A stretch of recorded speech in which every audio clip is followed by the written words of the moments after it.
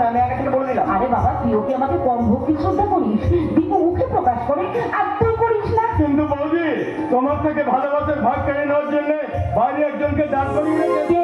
কার কথা বলছো ঠাকুরপো? পায়ে আলতা, পায়ে আলতা? সেটিতে সিঁদুর পরে লাল বেনারসিতে সর্বাঙ্গ ডেকে সানায়ের সুরে পা ফেলেছে। একদিন তোমার বাড়িতে আছে, তোমার ঠাকুর ঘরে ঢুকে লক্ষ্মীর ঘর মাথায় নেবে সে। আরে কি বলছো, কার কথা বলছো? কিছুই বুঝতে পারছি না, এরকম মাও বুঝতে পারছি না কে সে নামটা বলছো কে?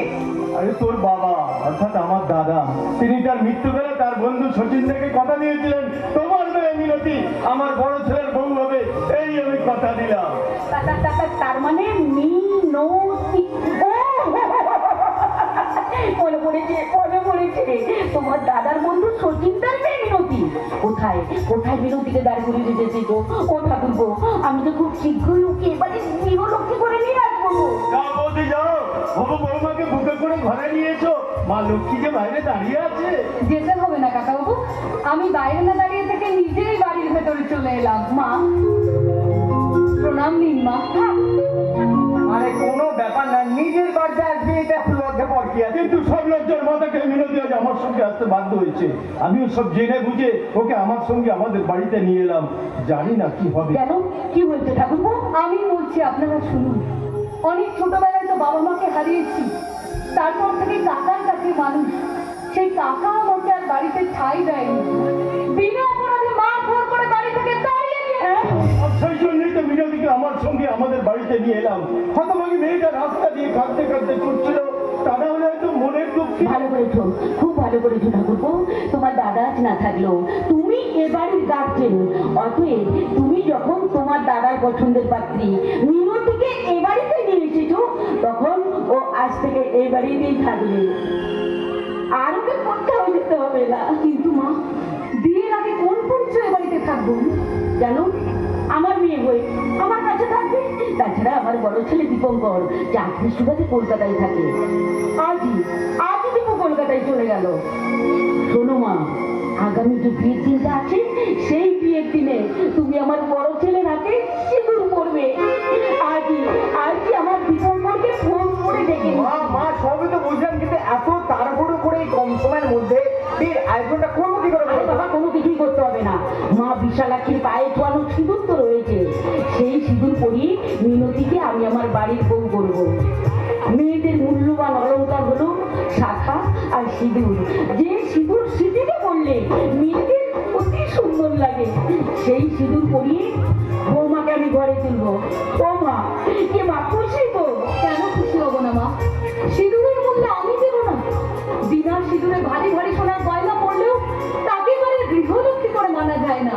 কিন্তু গয়না ছাড়া শুধু সিঁদুর সিঁথিতে থাকলে তাকে এবারে গৃহবধূ করে মানা যায়।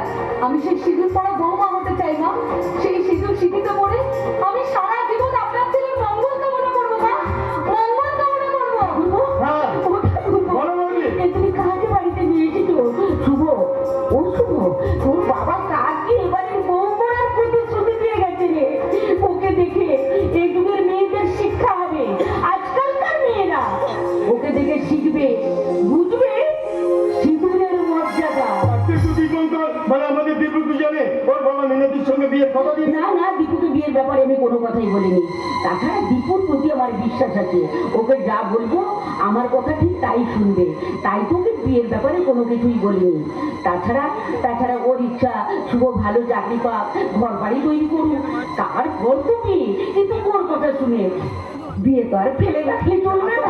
কথা মার, এই বৌদির মুখে হাসি পড়াতে বিয়েটা তো আমাদের চটপট ছেড়ে ফেলতে হবে। কি বলে? আরে বাবা, এখন থেকে ওর পেছনে লেগে গেলি তো। নাচে দাও বৌদি, নাচে দাও।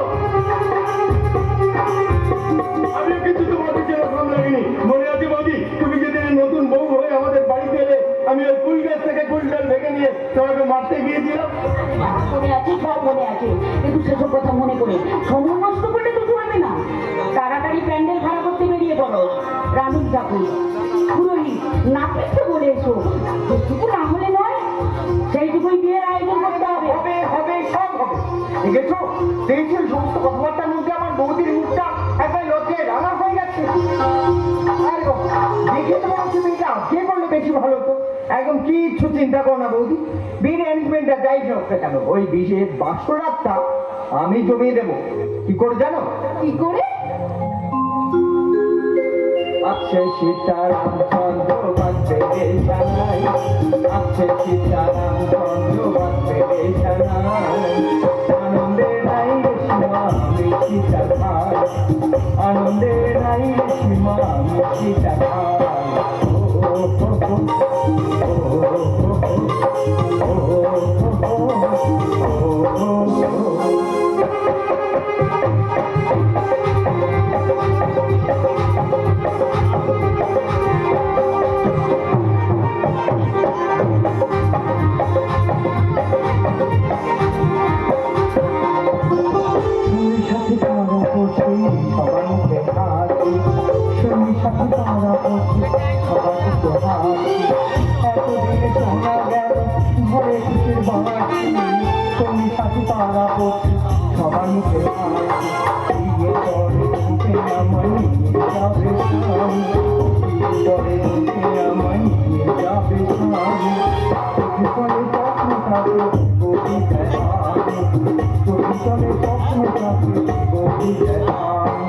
আছে সীতারাম চন্দ্র বাঁধবে রে জানাই, আছে সীতারাম চন্দ্র বাঁধবে রে জানাই, আনন্দে নাই রে সীমা আমি সীতা খাই, আনন্দে নাই রে সীমা আমি সীতা খাই।